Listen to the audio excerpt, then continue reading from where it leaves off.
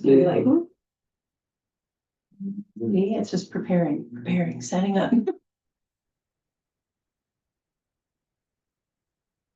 Go away, why won't this go away? Okay.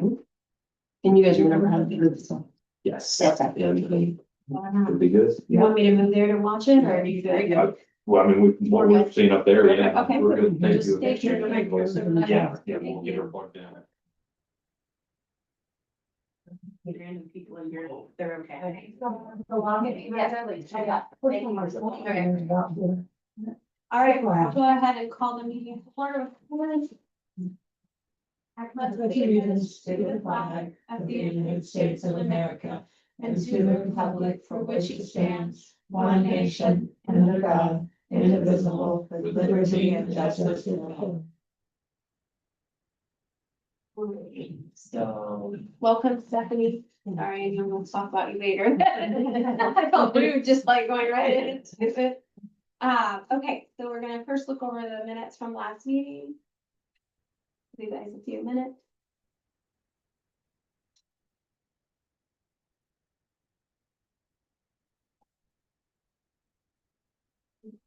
At 37, about same time as last week. Functional but not functional.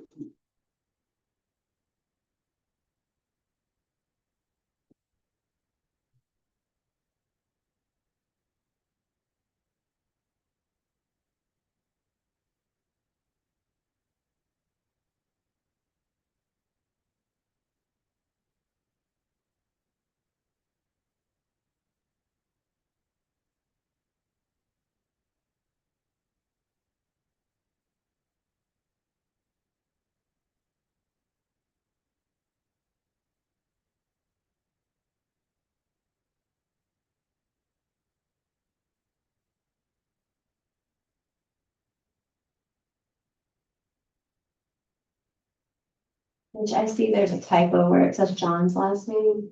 I'll just like note it on here unless I miss. That would be great, thank you. It's ESTRIDGE. Oh, Estridge, yes, and the Easter, I guess. It's got a cool last name. Yes, he does. Yes. I'll make them know. This one is- The mine should be SCFANI as well. Okay, so I did put it down as PH somewhere, where am I at, sorry. It is on. I got it right on the agenda, and then First page, and then the old business. let's see. Item 5. Oh, yes, on the attendees, it's. Oh, that is right there. Oh, I'm sorry, today's in the here. Okay. I totally. Victoria said, I've got that poem, I know somewhere, I'm still knowing. That's right, and then on the page. Oh, I see before- where frames are in. Let's see here, Stephanie. You said the Victoria one on page 2. That one, yes. You got this. Where was the other one on yours, Stephanie? You get 5, item 5. There's a couple references, I think, too. Oh, I see it. I'm so sorry about No, that. no, trust me, I get it all the time, and then everybody tries to add an E to the end of it, but there's not an E. It's like- I see Victoria's. Well, On page 2. Yep. things that would bring a certain way. Microsoft one comes, but yes. The person is a guy who's in the shell half the time. It's not that. Yeah, no, I apologize.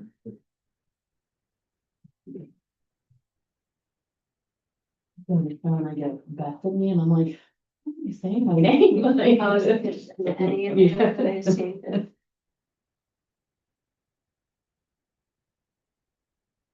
That was. Revised and resubmitted.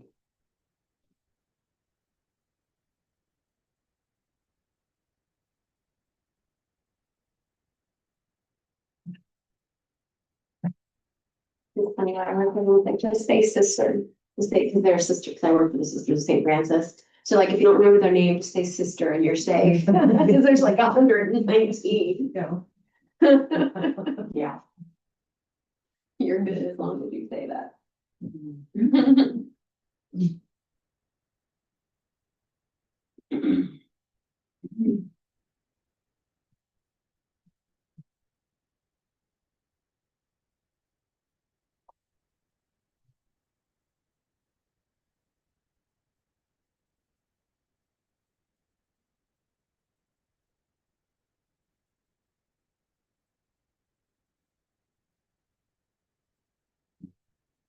Sessions narratives have been a bit lengthy on here, so it's been Oh. very quickly. That's good. Takes a little longer. You know.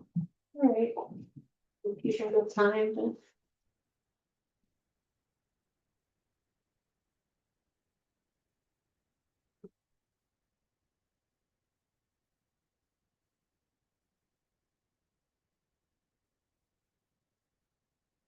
We have a motion to approve, and Stephanie, you have to recuse since you probably know that, but just in case.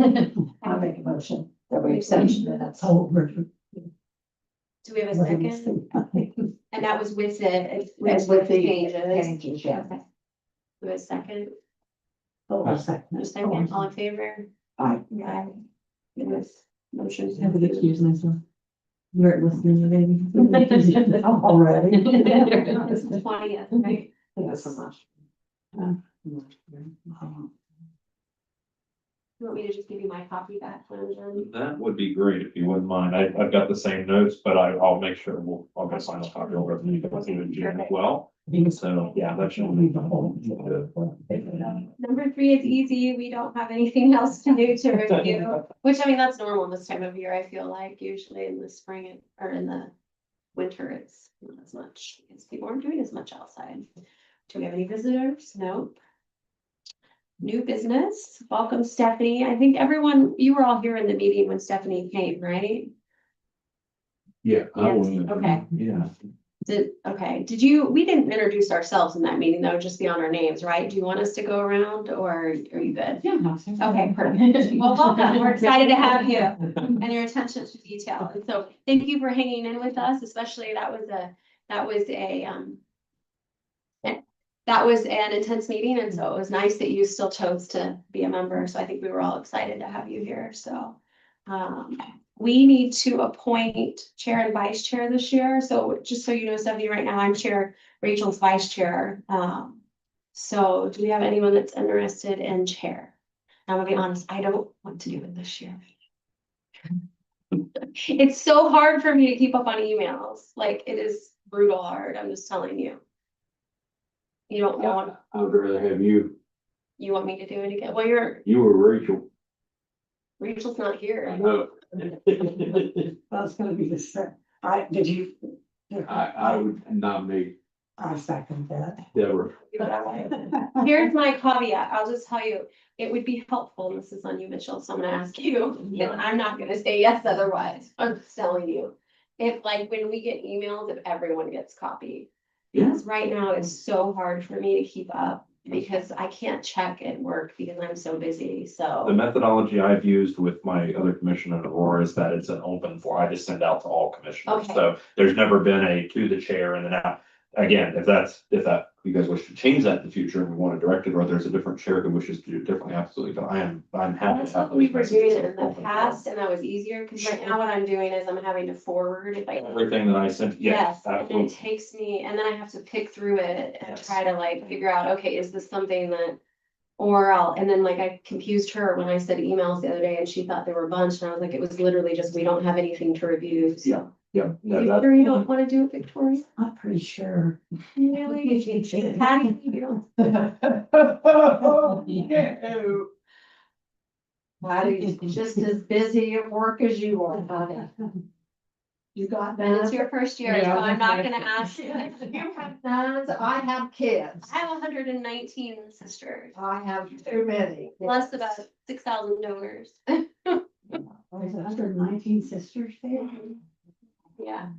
What are the duties There- of I chair? have 26 town Wonderful. residents. So really, that's a great question. So, my first 2 years, 3 years, 2 years I was vice and then I went chair, I think, and then this is my 4th year. But so, basically, it's been a little different based on who is in that role. So I think, and Mitch may be able to give you some insight too. So usually it's just making sure that it's posted on the website, or not on the website. Gina posted on the website, so making sure it's there. We posted on Facebook. Navigate Facebook if you do post. At one point, we were putting a few extra posts on Facebook. So if you are Facebook friendly and want to take on some of that, that'd be great. But making sure that we post it on Facebook prior to that date because public has to be notified. making sure that Gina posts the notes online. She does that. You don't even need to follow up because she's amazing, but just making sure those are out there. And then when we get the agendas over, making sure that all that information is disseminated. In the past, we also, the chair and I have not done this because I do not have the time. That's why I think it would be beneficial at certain points to have someone else do it. But reaching out to different historical preservation groups and asking feedback. And this past year, it's been wonderful because these guys did some of that stuff. Like, for example, with the signs and researching some of that. In the past, the chair did that usually. And so just getting feedback on that. We also in the past have done presentations. That was way back when we first started. So we created a presentation and got up and went before the town in a meeting and not the town board, but the actual town invited them in and talked about that. I'm trying to think what else. Making sure you lead a beautiful meeting, hopefully, and keep it orderly, which sometimes I struggle with, and Victoria usually will keep us on track. Thank God for you, Victoria. Or Mitch will sometimes. And then I think following up on the pieces, so like just to make sure the pieces are accomplished, right? And then, and also you sometimes will get emails like, for example, we had the lady that we denied and then it came back a few times and making sure that she got what she needed. So for example, and Mitch helped with this as well, but what is her name? Sieg, Rita Sieg. So she sent me an email and I talked to her on the phone a little bit about that situation. And Mitch also talked to her and some of those pieces. And then of course, just how we met with FCN. I wasn't a part of that because I have a business relationship with someone there at FCN. But being a part of those mediations, if they occur, and that's the only one we've ever had happen, but I think those are the primary pieces. And then as a vice chair in the past, really what I did was more of a support standpoint when I was vice chair, and it may be different in other committees and maybe able to share that. But so like when we did the presentation, I was supposed to present some of it, I ended up not, but I helped create a lot of the content that we did, or social media content. And then if the chair isn't here presiding over the meetings as well. Did I explain that? Yes, Okay. thank you. Is there anything that we haven't been doing that we should be doing that maybe I didn't include? No, honestly, usually it's, again, logistics, right, meeting logistics, and then being the, let's say, community liaison. So usually it's the individual that the city would reference to say, if you have an HPC concern, and that's usually only if it's, maybe an answer as to meeting business. If it's a technical question, like, is this administratively approvable? Is this in line with the Secretary of the Interior standards? That's something where you as the chair could also say, hey, let me rope Mitchell in on this and we'll get him, so you're acting as sort of a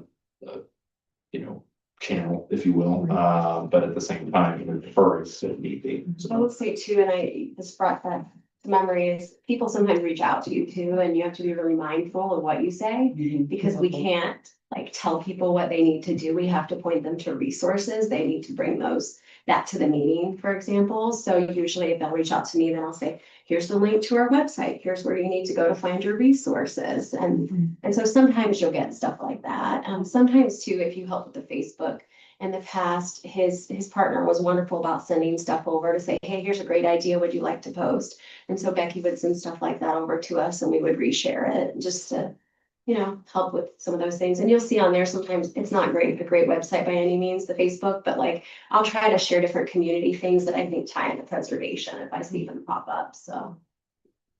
Thank you. Sure, no one else wants to.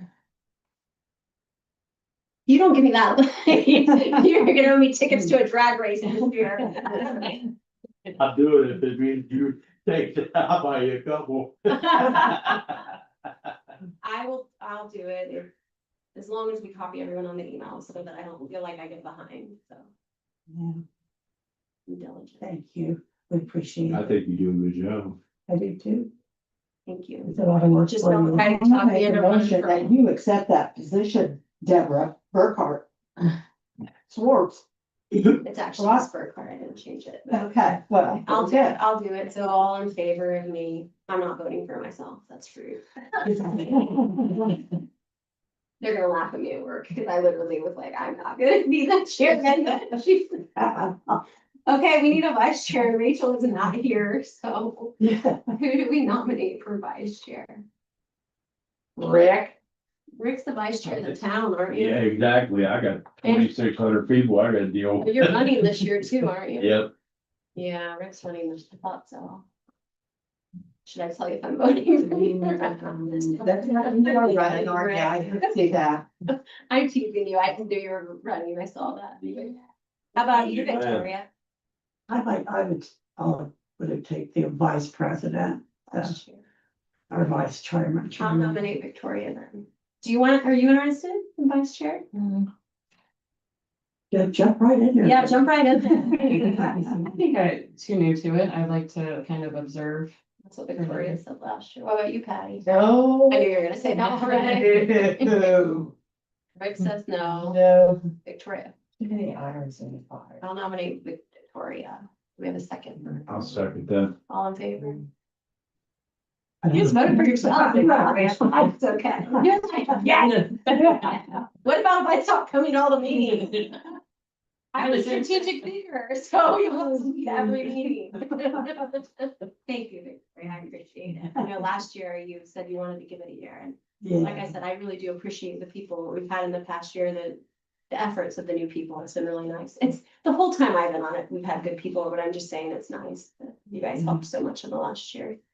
All right, so I'm excited to hear about the conversation with FCN Bank. Thank you, Mitchell, for arranging that and those that were a part of it. So it sounds like who zoomed in?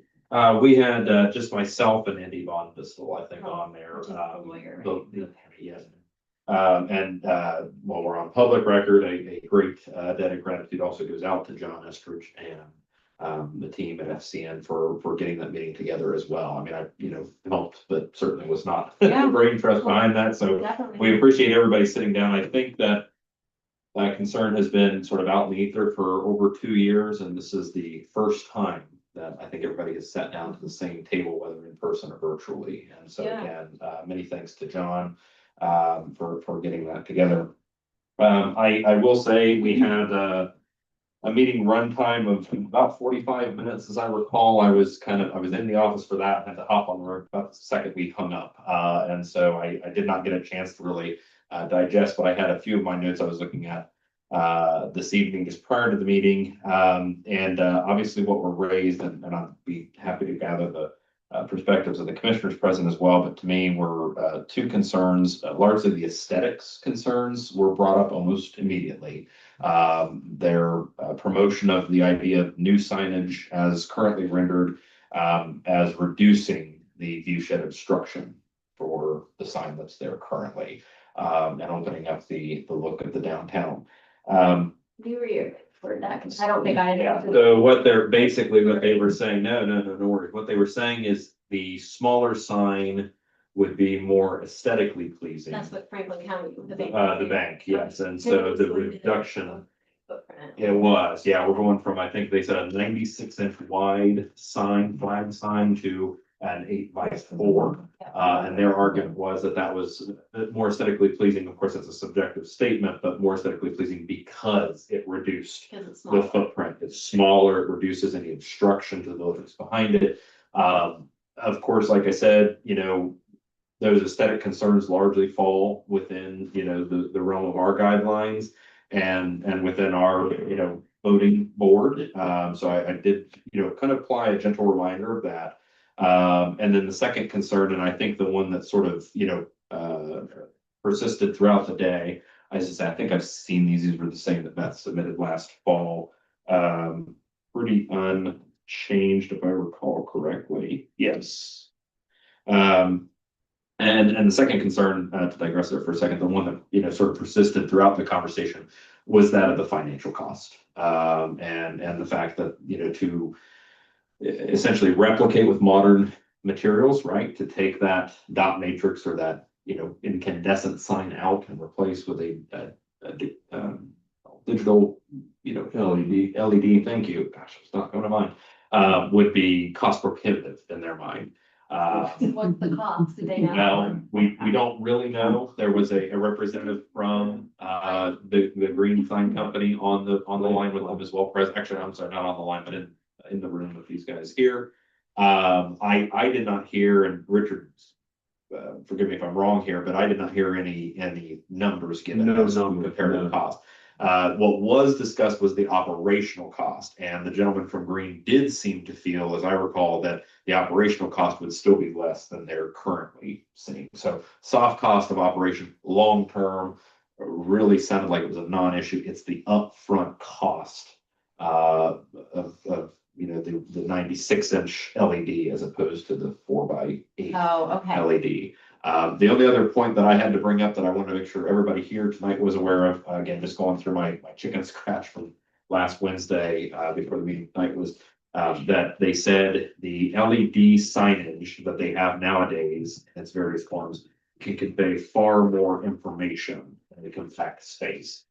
My argument to that, just, trying to play a little bit of the devil's advocate was, well, if we can fit even more than you currently can onto a sign half the size, then how much could you do with a sign the same size that displays twice as much, And Valid point. It's I- the exact same as what they're saying, basically. I felt there was logic in that. The gentleman from Green seemed to suggest that it would be harder to format the longer flag sign with the Digitally. digitally, yeah.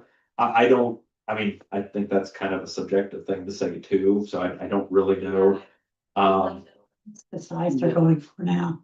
That is the new sign that we go Yeah, I to. like it. That one better than. Well, it's less intrusive is the one that hangs over the side. And to Richard's point with that as well, then I'll digress after this. The two things that we discussed were programming, the upfront cost, and then the DOT regs as well. Exactly. And so what we're kind of waiting to hear back on, kind of next steps, we're looking at comparative costs so that they would have those figures as something to present if they decide that, hey, we do not want to go that route because we do feel it's cost prohibitive. We're going to bring this forward essentially knowing that it's going to get denied and go through to APC as an appeal on a new COA. That was very clear too, that would need to be resubmitted.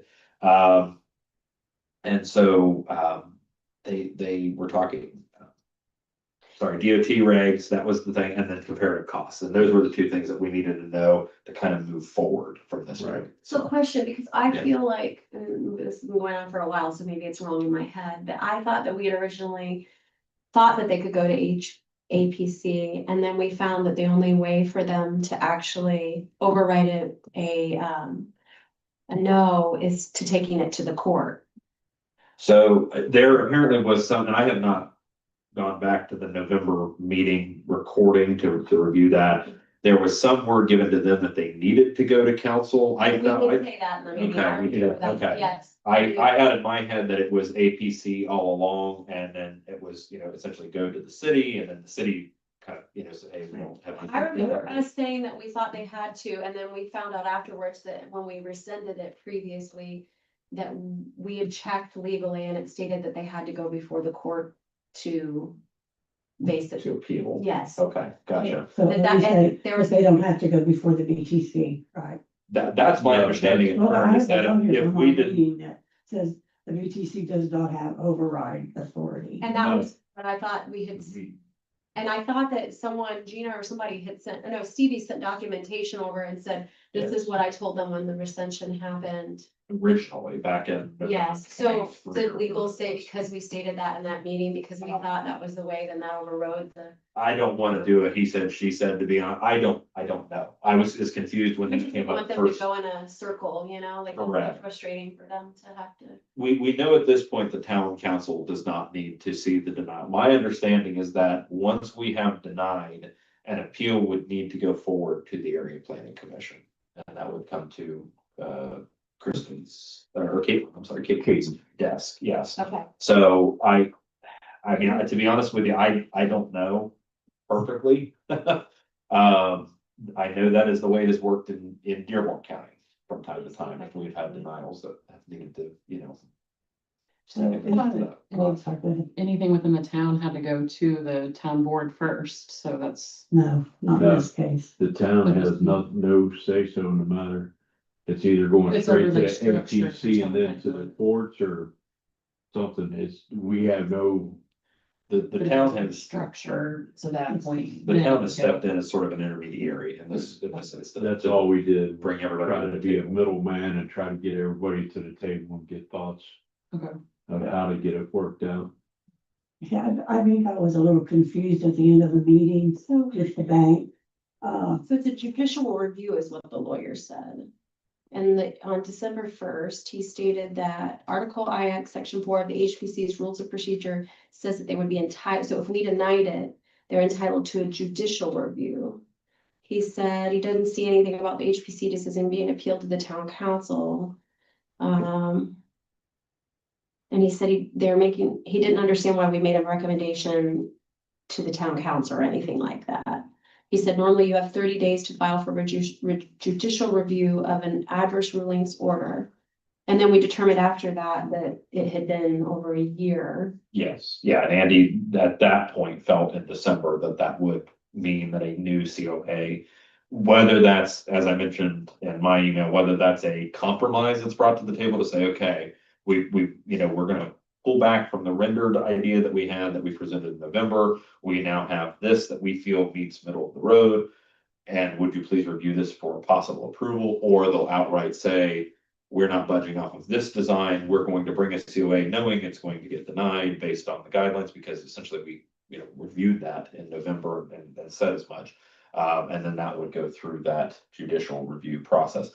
I do not know, and I don't recall from Andy's email thread, who performs that judicial review. I thought it went to the court, but we might need to get clarity on that. We do need to get clarity on that, Okay. yes. And to be clear, before, again, I want to toss this over to. I mean, we don't want to get to that point, hopefully, right? I mean, no, Hopefully we come up with a solution. to speak candidly, and I mean, I want to put this on public record, obviously, I think that, again, this has been out, in the air for over 2 years. It's the first time, again, with debt of gratitude to those mentioned, that we've all come together. But I really do feel like, what was discussed, at least on our end, was a middle of the road, notion. I don't think it was outlandish. I can't say, again, with the information present at hand, what that cost difference is.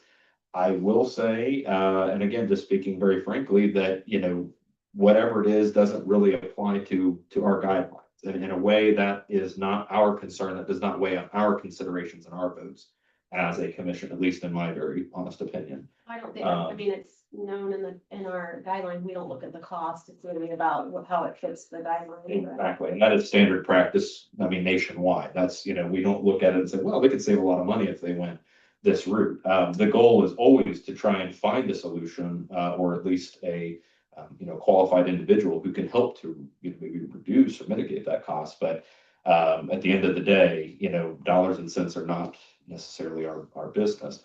And so, like I said, I had to take that with a little bit of a grain of salt. I think the idea that's been brought forward, in its design is really a middle of the road concept. And I had hoped that after that time and trying to find in the guidelines a route that could appease both halves, that we might have arrived at a table conversation that would have ended a little differently. And unfortunately, I get the very honest feeling that we're just going to stick to what we want to do, and we'll go through this denial process and see. I think it was a positive meeting, actually, pretty productive as far as everybody coming together and trying to work things out.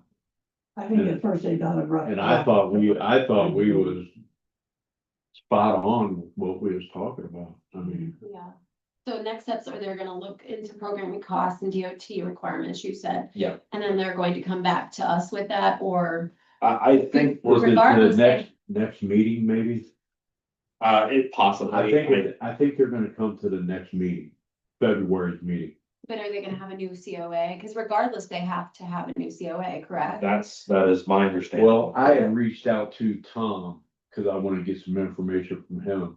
Now, he hadn't called me back yet, but that's things I can ask him. and Yeah, let him because I mean, do even if they, that. let's say they come and we have to vote regardless, because they can't move forward with anything until they have a new vote, right? Is that my? Yeah, that Because is. they have a denial right now, so even if whatever they bring, we don't vote on. Or we vote on it a no, it still would have to have a no, or they could get a yes, so regardless, Right. they have to have a new COA. And I can ask him that or tell him that as well when I do get to talk to him. I wanted to know who he was gonna talk. He said he knew somebody that worked at the DOT. What those regulations and such. Exactly, and then Rocky I wanted to compare who it was because the one tends not to get back to you a lot, so I wanted to, Victorians, you were just talking about. Yeah. But there's a new one. that but, we're- but yeah, there's, and I sort of wanted to get a hint of that dollar amount. What that, like you said, it doesn't matter, but I'd still like to know what that dollar amount Well, is Cause they'd be to. saving some on the pole and stuff, right? Cause they would be using that in Well, they use the base. But that, the Optimum. the structural part of it, they can't use. But the footprint of it would stay the same, So really it'd be the top part. that- just the top part, and you're looking at maybe sticking over the sidewalk 2 foot versus, I don't know, 4 or 5 foot. I mean, it's less intrusive. And this is just me, if that sign is back here a little bit, it's not hitting you head on when you're coming in or out of town. Right now, it's like the first thing you see. Exactly, and if there's no kind of restrictions on it, you start looking like a couple of them here in town and you can see them from outer space. Well, and I know Andy had mentioned pretty candidly, you know, hey, the idea of a sign that doesn't overhang your sidewalk is a comforting idea to the town as well. And I can completely sympathize with that. And if- Too, just because it's something that's like. The liability, Yeah. I mean, we live in a litigious society, there's no getting around that, you know, and I totally understand his take on that. As I think we would all be, you know, very willing to accept any advisement from the DOT to say, look, you know, this really should have never been, or it does need I to be mean, that moved. may, I Yeah, mean, good luck. well, yeah, and so, but you know, to your point, Deborah, I really think, I mean, there would have to be some cost savings, to your point, in a little bit, I mean, And the screen would be much. better. retrofitting, But yeah. regardless, it doesn't really matter to us, like the cost is.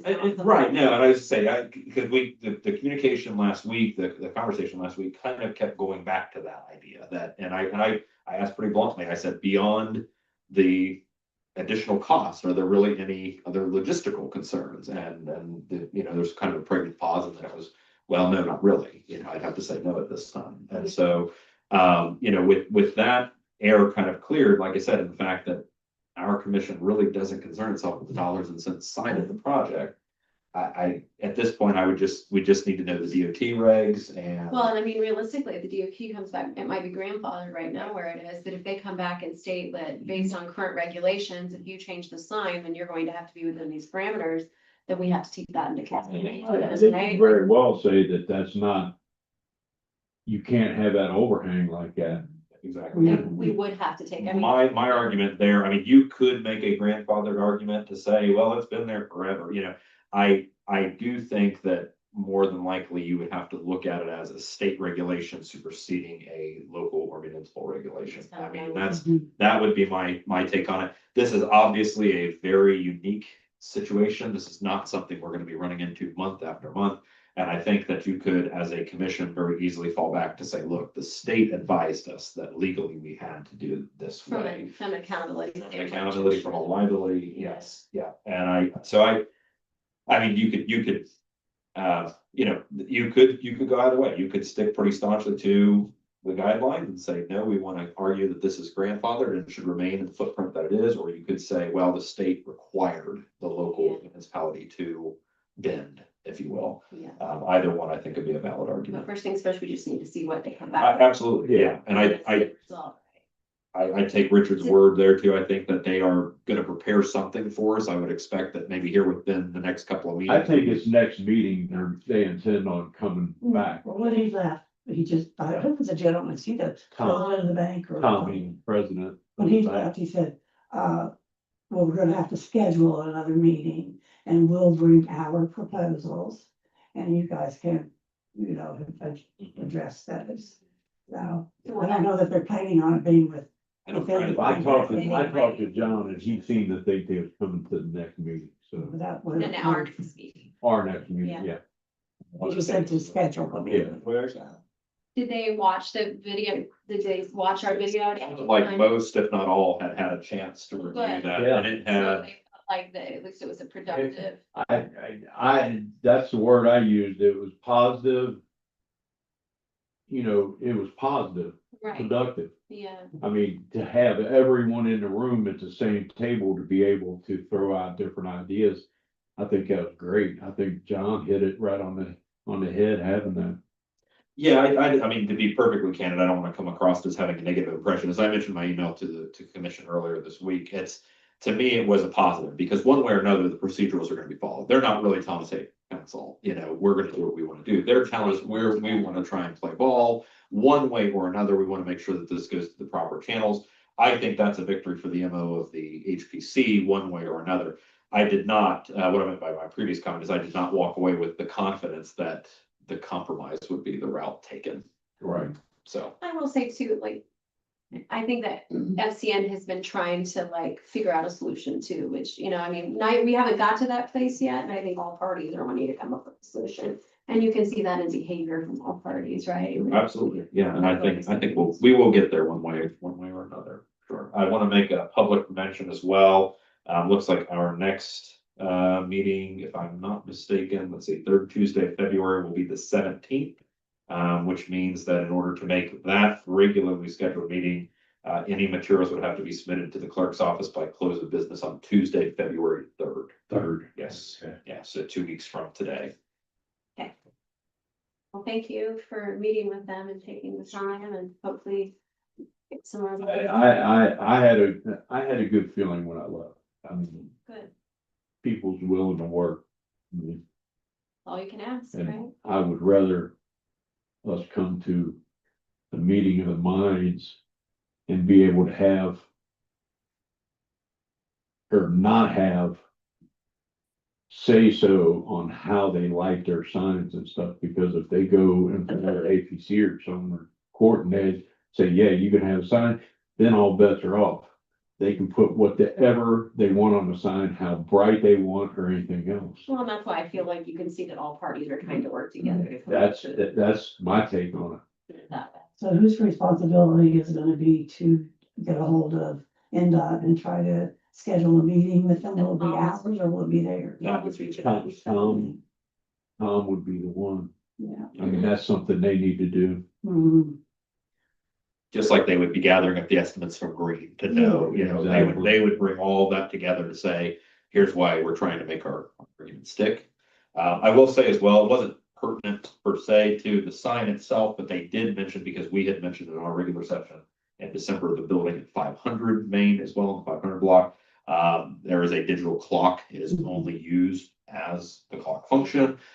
They have said that their long-term intent, at least at current, is to replace that with a historically sympathetic clock, perhaps on the corner of that building. Yes. Yeah, that That would would look, look like a- Yes. serving the same function again, another modern addition, something historically Didn't sympathetic. they take that off the building when they sold it on the corner? Uh, I feel like the across building the across the street, there was something hanging, wasn't there? Right. Mutual? Yeah. Did they take it down to the new building? Did they take it down to the new one? I think they did. I believe they have, but that's what he said their sort of intent was to replace that with. That would look super cool. Yeah, not relevant to the matter strictly at hand, but I wanted to bring that to the attention of all, so that was mentioned here as well, so it didn't take the call, but. Again, I want to turn that over. I know, Patty, were you, I did not You were go not- to, in the meeting? No. Victoria, you were, did you have any, and Richard, you were there as well, so recall anything else to add from last week? All right, old business. Update COA 032025325 Main Street that was denied. Was that that's the or the, no, That's, Krista. yeah, Krista. So I know Jeffrey's. Yes, it was they just bought the new building, right, on Main Street. That's yeah. the bank. 500, yeah, the former Pretty bank. well. Yeah, and so I do have a small update. I had talked to Krista, I think she was live from Honolulu. When I talked to her, I did not get the feeling that she was in town. She mentioned that word had reached her regarding the denial. This was back on December 16th. I didn't check my records for sure.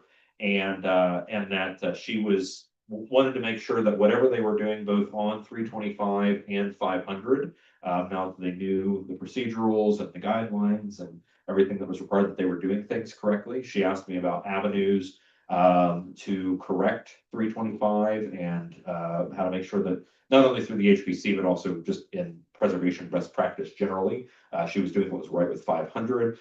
Had about a 20 or 30-minute phone call with her there just before Christmas, just going over, who we were and what those documents looked like and that sort of thing.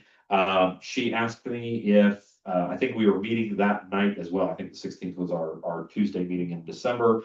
And I told her that obviously we couldn't get anything on the agenda for that evening, but that if she wanted to submit, I gave her the deadlines, I think, for both tonight's meeting, which is obviously already passed, and February's session as well. So I have not heard anything post-holiday from her.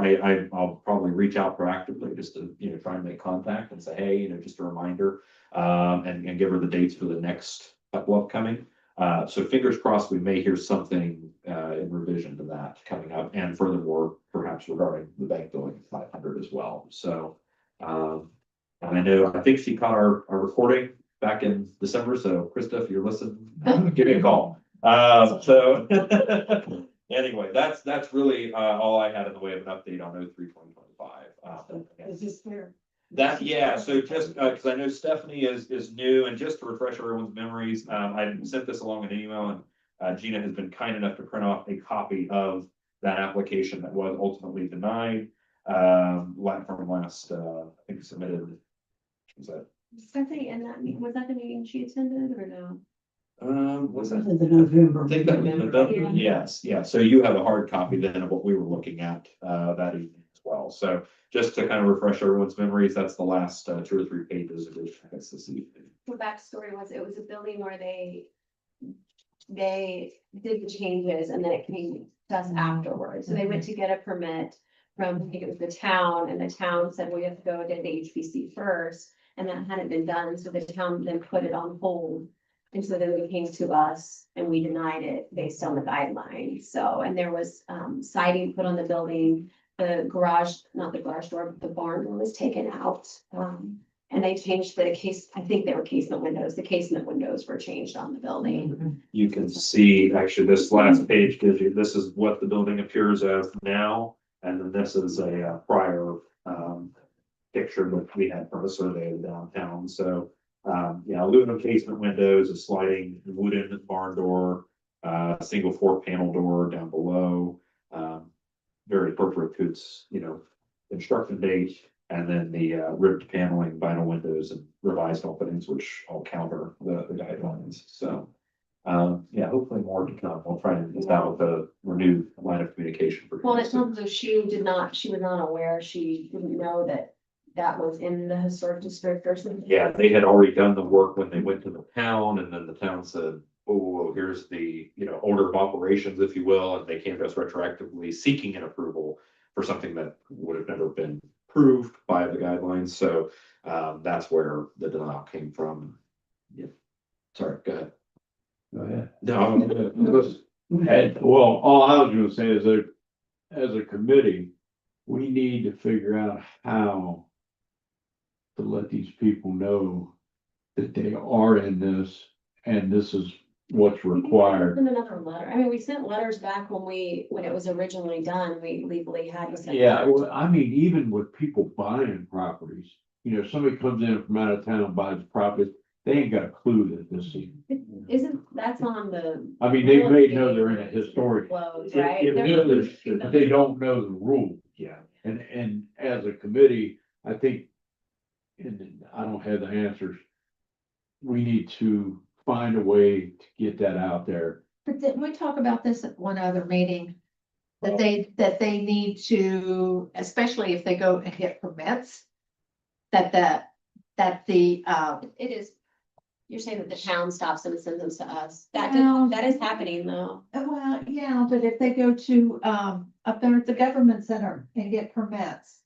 Shouldn't those people already be letting them know? Something we have to figure a way to let these people know this. And I mean, like I said, even outsiders, they don't have a clue that just because they're in this historic district, they don't know that the back, you know, if it's seen from the back, that's a problem, you know, different We don't things. have very many realtors in this town either, but I would think that, I mean, we was it could reach out. whatever, I mean, don't some of those, don't they know? Well, But probably. that's tricky, right? Like, just putting it out there, but when I researched, and this may be wrong, but I was researching, legally, they're not, at least what I saw, they're not obligated that they have to tell, like, they have to say your home is in a historic district. Because when I bought my home, and not here, but in my last home, they told me, right, like, that was a part of the conversation, like, this is in a local historic district, so if you make changes to the facade, then you will have to go before this board, right? Yeah, But legally, they don't have to, a realtor does not necessarily have to do that. I'm thinking back to planning and property and real estate law from 12 years ago, but, and then what I remember of those classes, but. You know, outside of homicides in the building, I really don't know if there's a heck of a lot that they're required. And so for To that, is tell. that motivated, like, what is the motivation to do that? Usually, if you're informed it's in a historic district or subject to the guidelines therein, if there are guidelines therein, it's because it's a marketing thing. They're saying, hey, historic charm, Right. it's in a district, you know, look at this historic building, this quaint building, right? They're using it as a marketing adjective. Here's a so. question, I don't know the answer, but maybe you guys know, like, does the town get a list, or I guess it'd be county, get a list of homes that are sold within a certain period of time? I mean, I'm assuming they do I because would they have imagine the that's in the taxes, recorder's office or something, wouldn't but they probably can't publicly well, I mean, that's all public it? It would be information. great if it was on some kind of record that when you're purchasing it, you're looking at it. That would be great, but can you Just do that? I wondering, don't know. legally, like, could they give us a list? Okay, these are the homes that were sold in, all we would need would be Brookville or a certain. Well, we wouldn't even need all of Brookville. We just we need in the the historic bounds of the district. planning overlay, and I know that there is a software, we just discussed this at our conference, statewide conference back in September. There is a program the city, I think of South Bend, is using right now, and it effectively pings locations within the planning overlays at the recorder's office to say, change of title, change of ownership. That then sends automatically, I think they get them once a month, a report generated, and it comes out just like an Excel sheet out of this program that the recorder sends over to either the HPC chair or the city clerk or something like that. And it says, okay, 3 properties are either listed for sale, changed, whatever that ping happened in the system. This is all very much in its infancy, but this is something they've been using for the last year or so. That sounds interesting Very similar, because yeah. if they notify you that this property has been sold, you could send out the information to the new buyers and say, hey, this is what the requirements are in the HPC. We don't have that many homes sold here. I mean, I'm sure there, so I feel like how many homes are sold within this area in a month? And I mean, they're not gonna pay for another software probably, but if there's 10 homes and they give it to us before a meeting, then we could say, okay, these are the homes that are within our territory, and then we could have like a letter drafted or something that could be Maybe going send out. out invite them information to the to the meeting. existing right now in the district, just an informational pamphlet or something that, hey, if you plan on redoing your building, this is what you need to do. Gina has, I think she can pull the, Letter. well, I can make it, I mean, I can make like a flat, you're saying a letter that specifically states like, these are within your area, these are your resources. You are in a historic district and this is what's required, or, lead them to a link to where they can read. And maybe that's the way to go, lead them to a link and they can read it online somewhere. Because our guidelines are online, correct? Yeah, I mean, that would be hard because they're not gonna probably have emails, so it'll have to go through the mail, but Oh, we'll have the steps. Yeah. Like, click this, go to brookfield.org, click Yes, this, yeah. yeah. Something with a short URL. That we can put in the letter, easily, repeated Yeah, my and attention see. span's about that long. See our upcoming dates and guidelines and such at, this site, so. So it sounds like we feel as though we need to send a new letter out to residents that are currently in the district. But the other issue with that, so it would be the property owner, not the resident, right? So.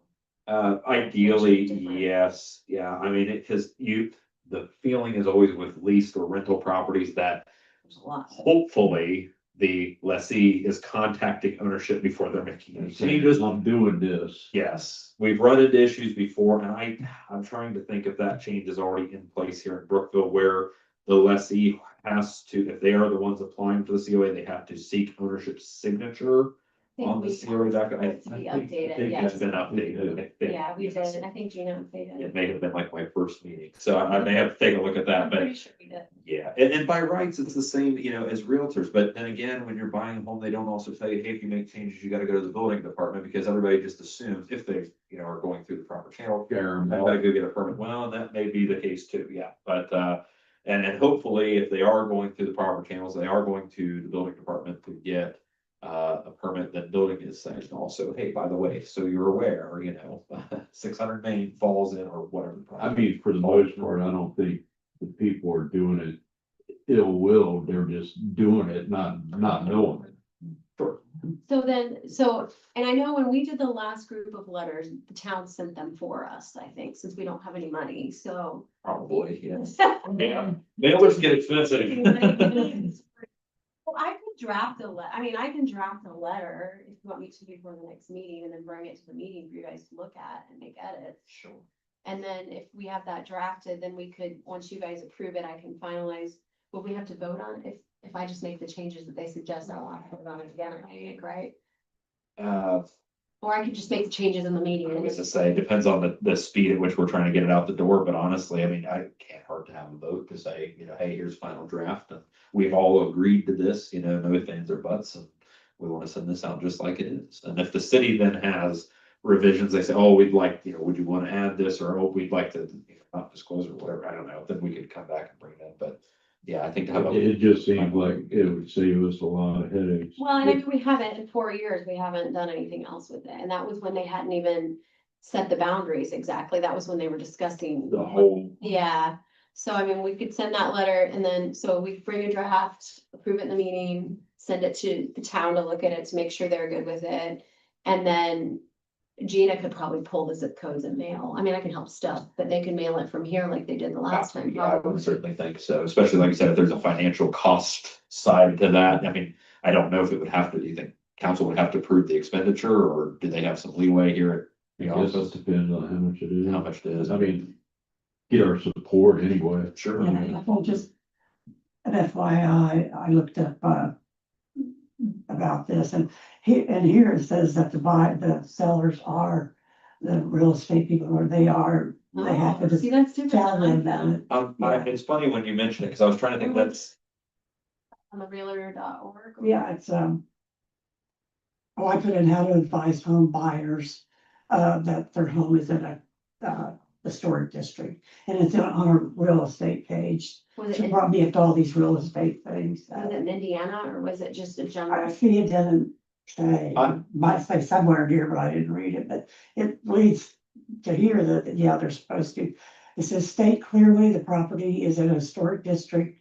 Explaining this means exterior changes usually need approval from the local board, like this historic society or historic, So maybe that's another piece of it then. yeah, so it could be that the realtors have the responsibility to be passing that on when they're selling, which we would have no control over. They'll do that or not. It's, But we could also, we could also just send all the realtors in the area something too, right? I mean, you ain't got but a I mean, handful of realtors that's selling property here in town. I mean, let me see if I can reach out. I actually got the information from one of the planners up at City of South Bend. Let me reach out to them and see if I can see what their form letter looks like. Maybe it makes life a little easier, not reading Yeah. it. Well, I didn't want to say it openly, but Victoria, when I was mentioning earlier, we were talking about, I was like, they don't require it, but I do think there was or is legislation in route to require that. Maybe that's already passed. Maybe that's something a little bit behind on.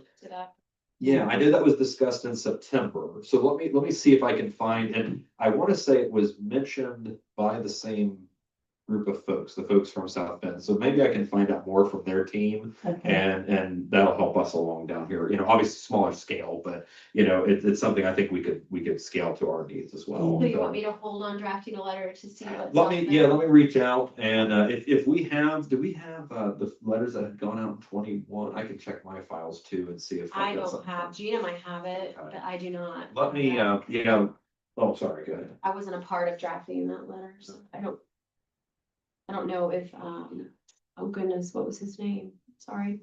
JP, No, I'm sorry. He was the guy that owned the insurance company. Paul Monster was our oh, chairman back then. So he might have it. yeah, I had, I don't know if he drafted it or the town drafted it back then. It was Jess Hansel was the town person that was working with us back then. We could ask my board too, if that passed, they would probably know, right? Although my board, like the, the legislation, you mean? no, the realtors, that's the organization that regulates realtors. Yeah. My board, I was looking to see, because I thought I used to know someone that was like on their board. Sorry, I was trying to freeze my notes to be like, how am I gonna remind myself tomorrow which letters I'm thinking of? So yeah, so notice of location in HD. Yeah, like I said, that shouldn't be too difficult to secure. And if it wasn't South Bend, it was Fort Wayne. I'm trying to go back to my notes from September. So one of them was using it rather successfully, and I think it's something that we could. There's apply here work as to well. it as well. Yeah, and obviously there's involves the software and everything. It's very, but I imagine they're probably seeing the turnover of a dozen or more buildings in their various districts every month. Whereas ours would be obviously less. Exactly. Yeah. Do we want, I mean, Caitlin responded to me the last time I reached out to her, because she's the county, right? So do you want me to reach out to her too and just ask like, as homes are sold, would this ever be a possibility that we could get the list of those? I don't know if you're talking Caitlin area planning. Yeah. I don't know if those changes would hit her desk or not. So who would be, Probably the recorder's office would be my guess. Recorder's office, I would assume. tax office, I guess. I don't think the Who clerk. is Holly Maxey? Is she the recorder? Maybe. That Yeah. sounds right. You think it Sounds familiar. sounds, Holly? Think so. Just saw that, I was looking at them. I mean, I can reach out to her and she can just direct me somewhere else, Sure. right? Absolutely. So we're gonna have you get the letter from South Bend. What do we say, the real, and you're gonna check on the legislation to see if it passed, you said? Yeah, and it'll probably be the same source of information. And again, now my mind's going back. It's like, was it South Bend or Fort Wayne? Well, yeah, their same team was the one that discussed that legislation. I'll see if I can get a bill number or law, whatever it is.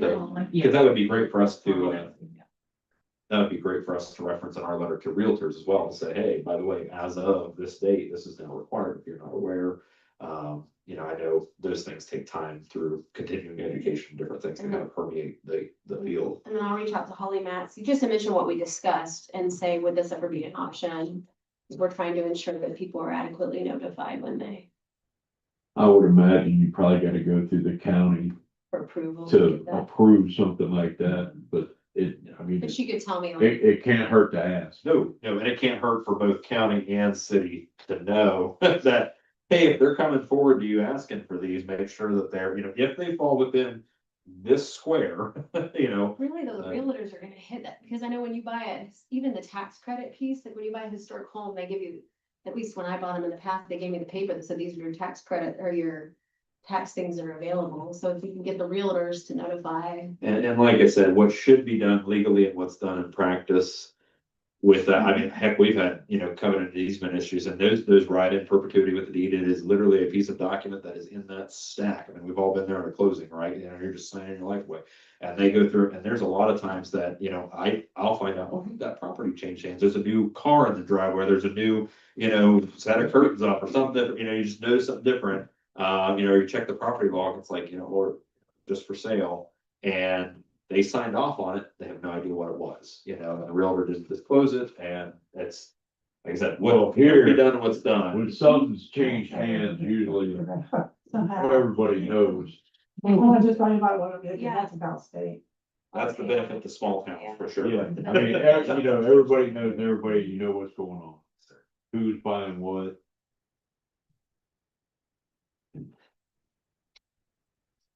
So you made a good point though, because that was one of my questions today, was like, how was everybody originally notified? Are they sent something like on a regular basis? And how can we be proactive? Because the meeting in November, Thank you. I felt, because I think there was already materials purchased. I don't know what I missed before that, if they've been here or not, but you know, what can we do to be proactive? I think that was an unusual. It was, because they You had, say that a lot. no, they had been approved through us. They've gone through the channel to get approved for a certain scope of work. They've been extended that scope of work to a much more involved scope without seeking a, A carport to a building. garage. Yeah, they wanted to enclose the carport to start with, and it went from that to the barn. And just like the city and the county. It was nothing ill will there. It's just, they just thought they could The same. use the same thing, that's all. Yeah. And they went ahead and purchased it, the whole 9 yards, and it was ready to be delivered. Like the day after, or day before we had a meeting or something. And it just. We just gotta find a way to get the information out there, so this doesn't happen. Is it gonna happen? I'm sure it is, It will. but I mean, it will help. I think it's good to notify again though, because it's been, like I said, it's been at least 4 years, I think, since those last letters. I know I was just reappointed for 2 years last year and I'm done at the end of this year, I think. So, Yeah, and I was in it 2 before that, I think. So it's 4 total. yeah, okay. At the end of this year, so. So, and my guess would be, because I know. Trying to think, those letters probably went out, probably was about 4 or 5 years ago. I think it was, They have to be, they have to be made aware that they're going to be included. in that's that. when they went out. It was a bigger area. If I remember correctly, we were looking at, they may have gone out to the whole Oh, town. cow. That's what- Yeah. Believe. Because we were looking at the whole area at that point, and then it went down to that smaller scope, Cause a lot so. of folks I talk to, they're like, what is the historical district? So they don't even know, so. Well, and I think too, people get confused because there's a national, so we are a national district, but then we also have a local district within the national district. And so a lot of times people think if you're in a national, then that regulates all of the outside stuff and the small finite pieces. But really the local is the one that regulates that Okay. specific changes to the outside. I've had people come to me and say, I don't want to live in a historic district because I don't want the federal government telling me what I can and can't do. And the federal government does not care. They're not going to come and tell you anything. And we've been in a It's wholly national since local. like 1974 or A something. while, yeah. It's over 50 years. They just I redid think it. back in the recently. '70s is when they sort of originally included the whole town, and that's what. Yeah, and so when originally we were looking at it, that's what we were just gonna go with, kind of what was already in it, and then there were a lot of meetings and things that went Yeah. around, and then the town gave feedback, and so then it got narrowed down to just that Main Street area, so. There's also, and if you read online, you may see this, but people can also request to have their Mhm. buildings. At one point, we had someone that was interested in maybe doing that, but, so like, for example, if, like the Hermitage was one that at one point had been mentioned, she can request, but she has to go to the town board and they have to approve it, and then they have to come back to us, and then we have to approve the guidelines adding that business, which we have not had that happen yet. It's been discussed a few times, not with us, but just different people have asked about it. The seminary. Yeah, the seminary and some of those Places, pinpointed like buildings, it. so. There was something else I meant to mention, Stephanie, and I don't remember if this had been mentioned to you, but when they do the, Indiana Landmarks does an event every year, and I don't know if it will be online this year or not. But when you get appointed, you have to, oh wait, you don't have to do that anymore, you just have to go through. My understanding that was Yeah, the first my 3 years of the understanding, commission, yeah. You skip that. I'll put it Okay. in this list. There you go. It's highly encouraged that you attend our conference. No, okay. That sounds like a total sales pitch, doesn't it? But they do a camp training, what we call camp, prior to our commission or our conference, sorry. And this year that's gonna be in Franklin, Indiana. So it's actually pretty nearby. It's not far at all. That'll be coming up this fall in September. And again, you guys are all highly encouraged to attend both the conference and camp. Each year they tend to have a different theme on commission training. And so, especially as you're new, it may be beneficial to go and just kind of see what other towns are doing, who's involved, the size of their commissions, how they, tackle things like the public education element. So those sessions and generally the conference at large, I'll put it this way, I've worked for Landmarks now for 3 years. And I've been attending the conference since 2013. So, and they're 10 years of value before I ever worked for them, but I found that every year. It's a great event. It was really interesting. When I went, I really enjoyed, they talked about New York and how it set some of the precedents for like protecting buildings and there was like a lot of legal stuff was kind of interesting. Not that I remember all of it, but I did think it was beneficial. Usually one of those sessions, kind of the 101 will go over like, why are commissions a thing? How did they derive their power? How are these, That was the one that I was in. yeah, and then it's excellent. So, So final commissioner appointment, we said that there was someone that had mentioned interest and Teresa Louis. Yeah.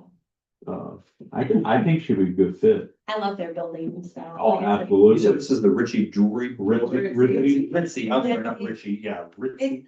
You know which one it is. Oh, absolutely. Yeah. That building has been kept to the period and I mean, It is kept to the nines. Yep. I know him for over 20 years. And the bank building, the. So one, the- yeah. those are the Yeah. most you- That's, sorry, I like that building. Building. Yeah. so. But Jim and his wife keep that building and they take pride in it. They're very involved in the community too. I've seen them in a lot of different communities. She was something with Main Street or something in Harrison. That might- She has degrees in marketing and all kinds of. They have a pretty good social media site too, so maybe she could help us. with that. Yeah, she's Does anyone have the spelling of her name? Teresa Louis, ain't real sure about. WBIK, don't know.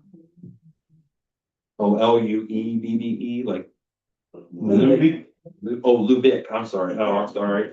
I believe is how. WBIK, you think? Or CK? Luebke, the German, Luebke, maybe?